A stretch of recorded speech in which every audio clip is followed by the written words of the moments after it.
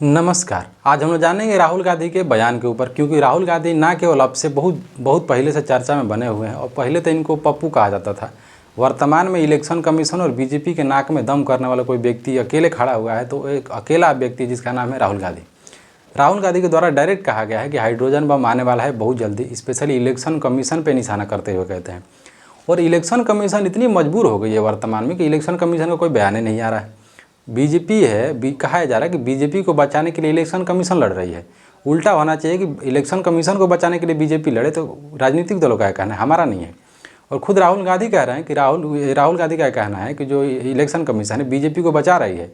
खुलेआम election commission BJP को बचा रही है, नहीं तो इलेक्शन कमीशन बचती नहीं, बदनाम हो गई होती।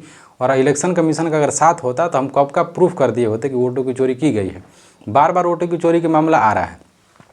कहा है क्या, जब प्रेस कॉन्फ्रेंस करते हैं, बहुत कम समय का वीडियो था, राहुल गांधी के द्वारा ये कहा गया कि हमको मदद कोई दल नहीं किया, हमको मदद मिली इलेक्शन कमीशन की खुद की वेबसाइट से। और जब हम लोग सर्च करने लगे, जब हम इस चीज़ को पढ़ने लगे, जब हम इस खबर का पता लगाने लगे कि कहाँ पे धांधली हुई है, कहाँ पे नहीं हुई है, तो इसमें इनके द्वारा कहा गया कि हमारे मदद करने में सबसे बड़ा कोई व्यक्ति और कि कोई संस्था सहयोगी हुई तो इलेक्शन कमीशन ही हमारा सारा हेल्प करी है।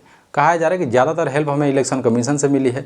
और इनके द्वारा ये भी कहा जा रहा है कि केवल एक क्षेत्र में, यानी जो कर्नाटक का जो क्षेत्र है, वहाँ पे हम उस धांधली का पता लगा रहे हैं। आप सोचिए कि अगर हमारा प्रूफ हो गया कि वहाँ पे वोटों की चोरी 6000 के करीब वो बता रहे थे वोटों की कटौती, तो 4 भी वोटों की कटौती हुई है, तो आप सोच रहे हैं कितनी बड़ी बात है। संवैधानिक संस्था है। मुख्य कारण है कि आज का ज़माना डिजिटल ज़माना है, तो आप कितना छुपा लेंगे। सारा चीज़ इलेक्शन कमीशन की वेबसाइट पर है, तो आप क्या क्या छुपा सकते हैं। जो मुखिया है जिनका नाम है ज्ञानेश कुमार जी बहुत ज़्यादा मतलब इनकी भी बहुत बुराई हो रही है, क्रिटिसाइज इनको किया जा रहा है। पहले तो इनके परिवार पे भी किया गया था, क्योंकि इनकी ये बहुत सेटल, इनके खुद भी बहुत पढ़े लिखे नेता हैं, नेता कह रहे हैं, पढ़े लिखे अधिकारी हैं। इनके परिवार के लोग, इनकी बेटी, जो इनके परिवार के लोग, इनके परिवार में कम से कम 3-4 को IAS मिल जाएगा आपको। तो बहुत सेटल फैमिली से आते हैं। और सेटल होने के साथ साथ इनके जो संवैधानिक जो पावर दिया गया उस पर आवाज़ ये उठाई जा रही है कि बार बार ज्ञानेश जी जो हैं अपने जो इनका पावर है इसका मिसयूज किए हैं। बार बार कांग्रेस कह रही है। राहुल गांधी कहते हैं कि जब हम पैदा हुए तो हम लगभग 20 साल से राजनीति में हैं, और जब हम बोल रहे हैं कि हम बहुत छोटे थे तो हमारे पिताजी जब चुनाव लड़ते थे तो उस समय हम फॉर्म 19 क्या होता है, जो फॉर्म भरा जाता है इलेक्शन का, वो सारा क्या होता है, हमें और हम उनकी बहन जो प्रियंका गांधी हैं उनके बारे में कहा गया कि हमें इस चीज़ का ज्ञान बहुत पहले से है और हम लोग बहुत पहले से जानते हैं कि फॉर्म की प्रक्रिया क्या होती है। और इनका कहना था खुद भी हम 15-20 साल से चुनाव में हैं, तो हमें अच्छी तरीके से पता है कि चुनाव की प्रक्रिया क्या होती है और फॉर्म कैसे अप्लाई किया जाता है, कैसे नहीं किया जाता है। इनके द्वारा कहा जा रहा है कि बाकायदे व्यक्तियों का नाम रखा गया, इनके द्वारा कहा गया कि ये व्यक्ति इतना इतना वोट काटने का काम किया। कोई किसी का 20 बता रहे हैं, किसी का 4 बता रहे हैं, किसी का कुछ बता रहे हैं। इससे पहले फिर राहुल गांधी का बयान आया था, कहा गया था कि एक घर में 80 वोटर थे। तो बहुत ज़्यादा बदनाम हो रही है संवैधानिक संस्था जिसका नाम है इलेक्शन कमीशन। समस्या ये आ रही है कि अगर ये बात को प्रूफ नहीं कर पाई इलेक्शन कमीशन, तो भारत की पहली ऐसी संवैधानिक संस्था होगी जिसकी इतनी बुराई हुई होगी और इतना बेइज्जत होने वाली संस्था होगी। देश के लोकतंत्र का क्या होगा फिर? तो लोकतंत्र का लोगों का भरोसा ही उड़ जाएगा। क्योंकि आप जब सोच रहे हैं कि जो भारत जो है, भारत एक लोकतांत्रिक देश है और लोकतंत्र में सबसे बड़ा किसी के पास पावर है। अनुच्छेद में भी 324 में इसके बारे में बताया गया है। आप इतना दिमाग लगाइए कि इलेक्शन कमीशन एक संवैधानिक संस्था है। वो संवैधानिक संस्था है जो समाज में लोकतंत्र को जैसा चाहे वैसा बना सकती है। क्योंकि अगर इलेक्शन आपका फेयर नहीं होगा, डॉक्टर अम्बेडकर क्या कह रहे हैं, जो भी संविधान के बड़े बड़े जो डाइसी का भी ये सिद्धांत है, तो संविधान की व्यवस्था क्या कहती है कि संविधान और लोकतंत्र किसी गलत आदमी के हाथ में चला गया तो देश का नाश हो सकता है, सर्वनाश हो जाएगा।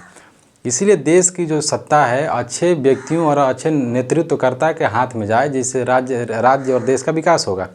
तो अगर इलेक्शन कमीशन, आप सोच के देखिए, अगर संवैधानिक संस्था इलेक्शन में गड़बड़ी हो गई तो संवैधानिक संस्था पे वो लोग बैठ जाएंगे जिनको नहीं बैठना चाहिए, तो देश का विकास कैसे होगा? जवाब देना चाहिए इलेक्शन कमीशन के जो अधिकारी हैं उनको देना चाहिए, जवाब दे रहे हैं बीजेपी के लोग। तो बार बार ये टिप्पणियाँ की जा रही हैं, बाकी अन्य भी टिप्पणियाँ की जा रही हैं। सोचिए ये जो लड़ाई है मात्र छोटी सी बात से शुरू हुई थी, जिस बात का नाम है बिहार में इलेक्शन होने वाला था। बिहार में चुनाव आयोग के द्वारा एक नई नियम लाया जाता है। वो नियम वोटर अधिकार यात्रा तक आ गया, क्योंकि बिहार में वोटर अधिकार यात्रा निकाला गया। वहाँ के जो चुनावी जो लोग हैं, विपक्षी दलों का कहना है कि चुनाव होने वाला 3 महीना में, और 3 महीना पहले ही आप क्यों लाए? जब इतनी ही गड़बड़ियाँ थी चुनाव में, तो पीछे अभी इलेक्शन लोकसभा का हुआ है।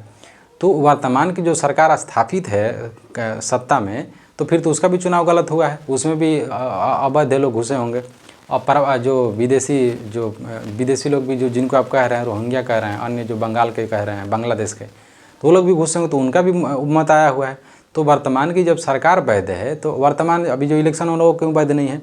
जब आपको इतना ही जानकारी था तो बहुत पहले से आप तैयारी करते, अच्छा नोटिफिकेशन देते, इसके लिए समय लगाते।